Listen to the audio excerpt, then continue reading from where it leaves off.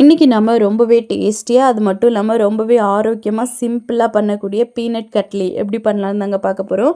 இது வந்து சுகர் எதுவுமே நம்ம ஆட் பண்ணாமல் நாட்டு சர்க்கரை பயன்படுத்தி ரொம்ப ஹெல்த்தியாக பண்ணியிருக்கோம்.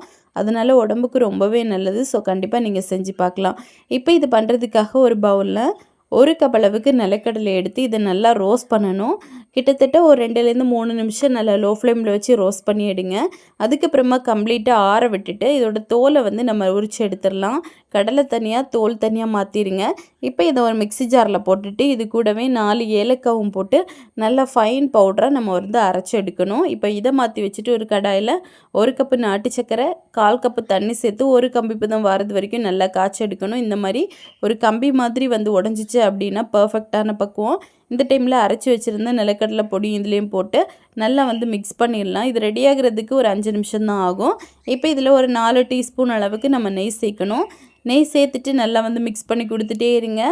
இப்போது கொஞ்ச நேரத்துலேயே கடாயில் ஒட்டாமல் இந்த அளவுக்கு நல்லா சுருண்டு வரும். இன்கேஸ் உங்களுக்கு வரல அப்படின்னா ஒரு 2 டீஸ்பூன் அளவுக்கு நீங்கள் பொட்டுக்கடலை பொடி கூட போடலாம், இல்லைன்னா பால் பவுட்ரு கூட போடலாம். போட்டுட்டு ஒரு 2 நிமிஷத்துலேயே ரெடி ஆயிரும். அதுக்கப்புறமா ஒரு பட்டர் ஷீட் தடவின ஒரு தட்டில் நம்ம மாற்றிட்டு இது வந்து கட்லிக்கான ஷேப்புக்கு நீங்கள் வந்து தட்டி எடுத்துக்கலாம். மேலே வந்து கொஞ்சமாக நட்ஸும் தூவி இதை ஒரு 1 ஹவருக்கு அப்படியே செட் பண்ண விட்டுருங்க. 1 ஹவர் கழித்து நம்ம கட் பண்ணோம் அப்படின்னா ரொம்ப பர்ஃபெக்டாக நம்மளுக்கு ரெடியாக இருக்கும். இன்கேஸ் உங்களுக்கு இது வந்து நல்ல கொலன்னு இருக்குது, செட் ஆகலை அப்படின்னா மறுபடியும் எடுத்து நீங்கள் கடாயில் போட்டு நல்லா கிளறிட்டு ஒரு 2 டேபிள் ஸ்பூன் அளவுக்கு மில்க் பவுடர் ஆட் பண்ணிக்கோங்க. உங்களுக்கும் பர்ஃபெக்டாக வரும்.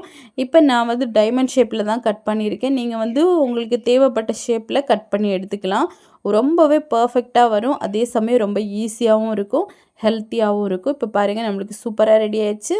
ஸோ கண்டிப்பாக நீங்களும் இதே மாதிரி உங்கள் வீட்டில் செஞ்சு பாருங்கள். செஞ்சு பார்த்துட்டு எப்படி வந்துச்சுன்னு மறக்காமல் கமெண்ட் பண்ணுங்கள்.